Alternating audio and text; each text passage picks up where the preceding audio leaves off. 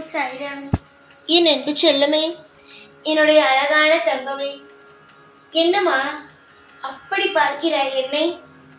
என்னை ஏன் இவ்வளவு உற்று பார்க்கிறாய்? மனதில் அவ்வளவு காயங்களா, அவ்வளவு வேதனைகளா? எப்ப பார்த்தாலும் என்னுடைய முகத்தை உற்று பார்த்து கொண்டே இருக்கிறாய். ஏதோ உன்னுடைய மனம் என்னிடம் சொல்ல வருகிறது, ஆனாலும் சொல்ல முடியாமல் தவிக்கிறாய். எனக்கு என்ன, உன்னுடைய மனதில் இருப்பது என்ன தெரியாதா? உன்னுடைய மனமானது எவ்வளவு பாரமாக இருக்கிறது, என்ன விஷயத்தை தேடுகிறது, எந்தெந்த விஷயங்கள் உன்னுடைய வாழ்க்கையில் துளைத்தாய், எந்தெந்த விஷயத்தை நீ அடைய வேண்டும் என்று நினைக்கிறாய் என்று எனக்கு தெரியாதா? எப்பொழுதுமே உற்று பார்த்து கொண்டே இருந்தால் நீ மனதுக்குள் அழுவதும் எனக்கு புரியாதா? இத்தனை விஷயமும் நீ என்னை பார்ப்பதினாலேயே புரிந்து கொள்கிறேன். நீ ஒன்றுமே கவலைப்பட வேண்டாம். நான் இப்பொழுது எவ்வளவு அமைதியோடு உன்னிடம் பேசுகிறேனோ, இதே போலவே அமைதியாக உன்னுடைய வாழ்க்கையில் எல்லா சுகமான விஷயமும் நடக்கும். உன்னுடைய தலையில் மிகப்பெரிய ஒரு பாரத்தை இறக்கி வைத்து விட்டார்கள். உன்னுடைய குடும்பமாக சேர்ந்து நிறைய கடமைகளை செய்ய வேண்டும் என்று பாரத்தை இறக்கி வைத்து விட்டார்கள்.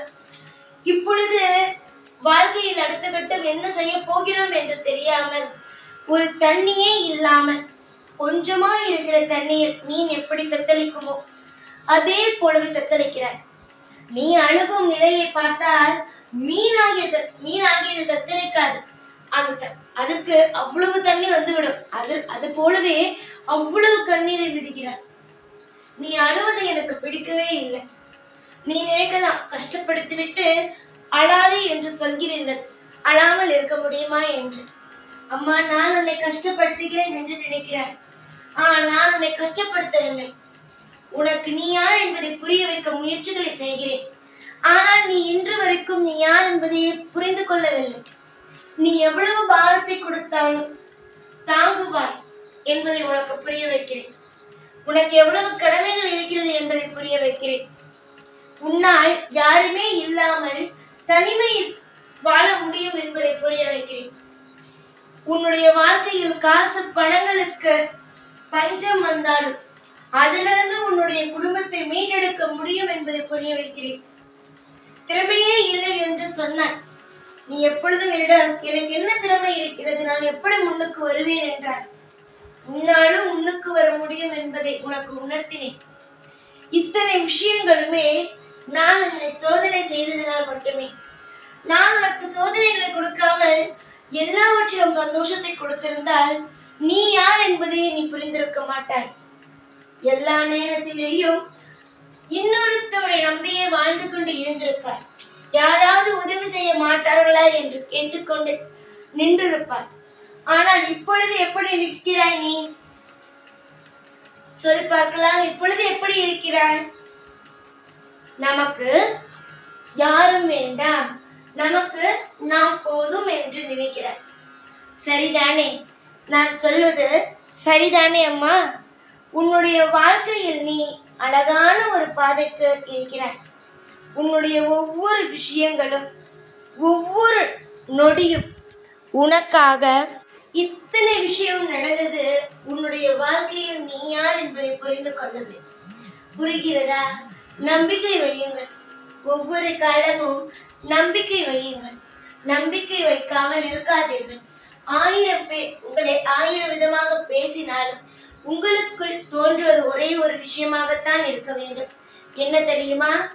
ஊர் 1000 பேசட்டும், நாம் செய்வதை நாம் செய்வோம், எல்லாமே நம் குடும்பத்திற்குத்தானே என்று இருக்க வேண்டும்.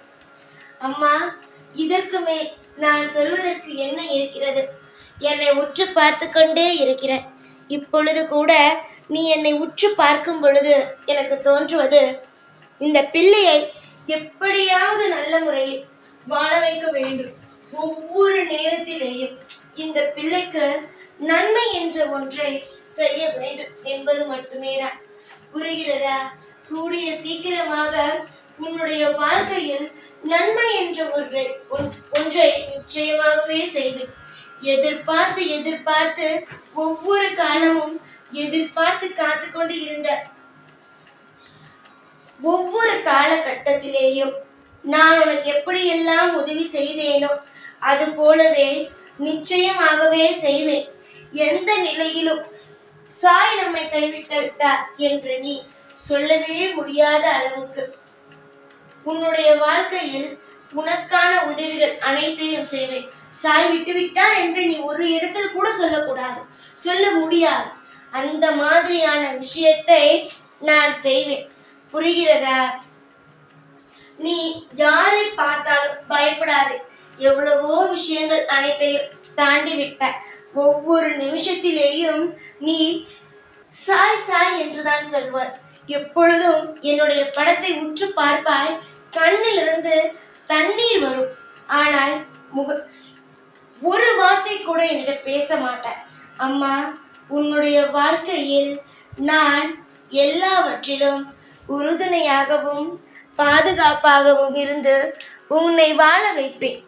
நிறைய பேர் சோதனைகளை கொடுத்தாலும் உனக்கு நான் சோதனை கொடுக்க விரும்பவில்லை. எல்லாம் உனக்கு கற்றுத்தரவே இத்தனை பாடங்களையும் நான் உனக்கு வைத்தேன். பாடங்கள் கற்றுக்கொள்ளும் நேரமோ முடிந்து விட்டது. இனிமேல் உன்னுடைய வாழ்க்கையில் சந்தோஷமான வாழும் நாட்கள் துவங்கிவிட்டது. இனிமேல் என்னுடைய பிள்ளையை பார்த்து இவள் இப்படிப்பட்டவள், இவளுக்கு வாழ்க்கையில் வாழவே தெரியவில்லை, இவள் இப்படியே ஏழையாக இருக்க போகிறாள் என்று யாரும் சொல்ல முடியாது. ஏனென்றால் வசதி வாய்ப்போடு எல்லாவற்றிலும் இன்பத்தோடு துன்பங்கள் அனைத்தையும் விட்டுவிட்டு இன்பம் என்ற ஒரு விஷயத்தோடு நீ வாழ்வது உறுதி. பல பேர் அதை கெடுக்கக்கூடும் முயற்சிகளை செய்து உன்னுடைய மனதில் ஆயிரமான விஷயங்களை திணிக்கலாம். ஆனால் நானோ உனக்கு ஒன்று சொல்வேன். யார் என்ன சொன்னாலும், என்ன விஷயத்தை பற்றி பேசினாலும் காதில் வாங்காதே. நீ எவ்வளவு தூரம் மனதில் பிடித்து வைத்திருக்கிறாயோ, யார் பேசுவதையும் காதில் வாங்காமல் உன்னுடைய மனதை இது நான் செய்தே ஆவேன் என்று பிடித்து வைத்திருக்கிறாயோ, அந்த அளவு உன்னுடைய வாழ்க்கையில் மன திருப்தியோடு நீ இருக்கலாம். ஒவ்வொரு நேரமும் ஒவ்வொரு காலமும் உனக்கான இன்பங்களும் உனக்கான அனைத்து விஷயங்களும் கிடைத்திட உன்னுடைய வாழ்க்கையில் பல்லாண்டு காலம் நிம்மதியாக நீ வாழ்ந்திட இந்த சாய் என்றுமே துணையாகவே இருப்பேன். துணை புரிய யாரும் இல்லை. உனக்கு எந்த விஷயத்தையும் செய்ய யாருமே இல்லை என்று நினைக்கும் ஒரு நினைப்பை முதலில் விடு. உனக்காக நான் இருப்பேன். எல்லா விதத்திலும் துணையாக உனக்கு எல்லா கடமைகளையும் செய்து கொடுக்க ஒரு நல்ல சிறந்த அப்பாவாக இருப்பேன். சந்தோஷமாக இரு. எப்பொழுதும் உன் கூடவே இருப்பேன். இந்த சாய்நான். ஓம் சாய்ராம்.